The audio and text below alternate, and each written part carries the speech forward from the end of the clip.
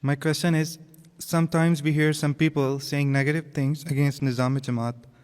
What should we do in this scenario? You see, first thing is that office bearers should reform themselves to see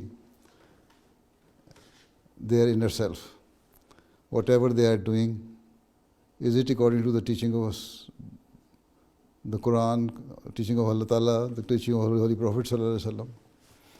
If office bearers are right, are performing their duties with the fear of Allah, then yes, they can be excused, and then blame will be on those people who are saying negative things against office bearers.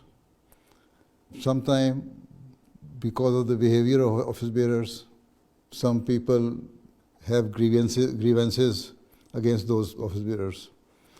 So, the first thing is that office bearers should also see to it that no negative attitude should be shown by them towards any of the member of the Jamaat. Right? Why do they have the grievances? Why do they speak ill of the office bearers? Because they have their personal experience and grievances. And those personal grievances make them involved into speaking ill of the Nizam-e-Jamaat. Right? So, if they are a very close friend of you, then you can tell them that it is not right. If you have any personal grievance or grievances against any office bearer, then you should not speak ill of the Nizam-e-Jamaat or speak negative things about Nizam-e-Jamaat. You can have your own grievances, so it can be solved. You can take this matter to the higher authorities or to the Khalifa Waqt. And if even then they do not try to stop, or they insist that no, we shall keep on doing this thing, then pray for them and leave their company for some time, so they realize that what they were doing was wrong, and it has caused one of their close friends to leave them. Right? But at the same time, you should pray for them as well.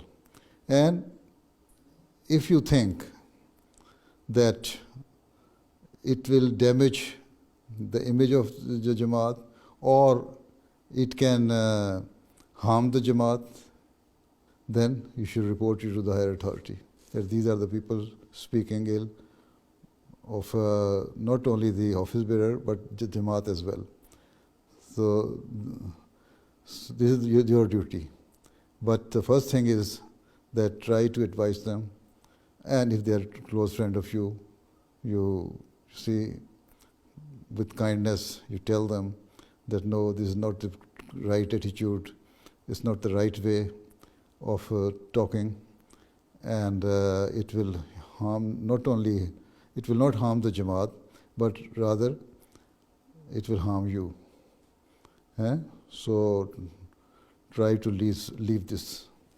So this is the only way we can advise them. If they do not try to repent, then leave their company. But at the same time, not only leave them, but pray for them as well. Right? That Allah Ta'ala save them from going astray. Right?